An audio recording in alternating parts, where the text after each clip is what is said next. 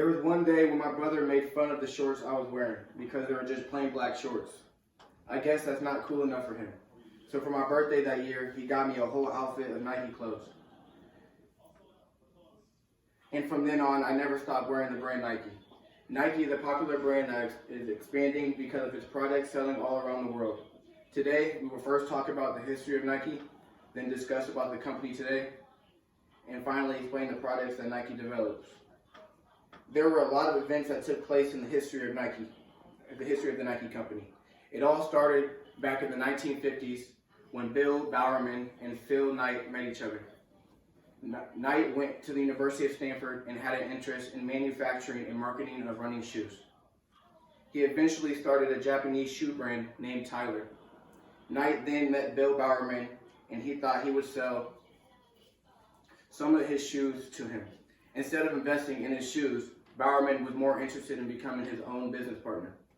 They did become business partners, and the company was founded on January 25th, 1964 at Blue Ribbon Sports and officially became Nike Incorporated on May 30th, 1971. The two men then hired Jeff Johnson to help out on the company in its vision. Johnson is one who came up with the name Nike in 1971 and was the first full-time employee at Nike. Nike is a company that is growing a lot, and according to Statista.com, in 2020, Nike employed approximately 75,400 workers worldwide. And as my graph here shows, it shows that the U.S. has increased throughout the years. And in 2020, footwear accounted for 66% of Nike's total revenue. That year, Nike had global footwear sales of $23.3 billion, down from 2019 slightly due to the pandemic. The company is making more money. Nike executives announced a worldwide goal of $27 billion. Even though Nike owns other brands like Hurley and Converse, 85% of their profits come from the Nike brand. Also, according to Statista.com, the graphs here show, on my second picture, they show that the company's revenue worldwide, also in the U.S. over the last 35 years, have increased majorly. They are also introducing new things within the company. Like in 1998, when they introduced the slogan, "Just Do It" to the world, and the Jordan brand, which was established in 1997. Now that we have looked at the history of Nike and the three men have helped develop the company, we will now talk about the Nike company today. Nike has had many changes in the company since it first started. There has been many changes in the company from leadership to promotion. At the top level, many people have changed positions. According to Nike News, John Parker, who is the president of Nike portion of the company, has now moved up to the sales president and the CEO of the entire brand. Tom Perez, who has been with the company for just a few years in the marketing department, has now moved to the CEO of the new brand, of the new Nike brand. Nike also uses professional teams to promote its products. Nike has made multi-million-dollar deal by expanding the relationship with the NBA.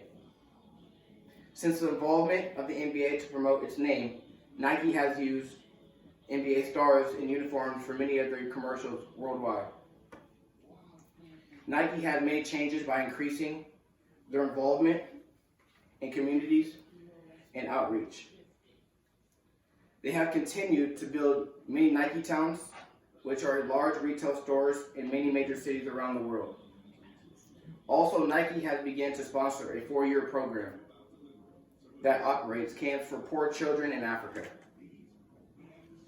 As I give you some brief information about the company today, we will finally talk about the products of Nike that Nike develops. Their popularity as a company continues to rise as they are selling products throughout the world. Nike is sold in 190 countries. Nike continues to rank #1 in sales for sports apparel and accessories.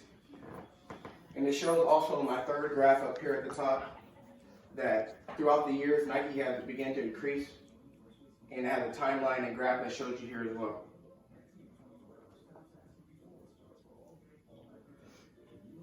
They produce shoes for every sport.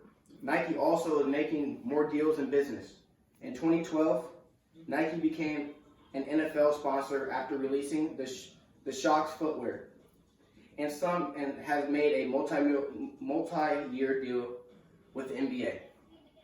Nike earnings are increasing, and they have opened new stores.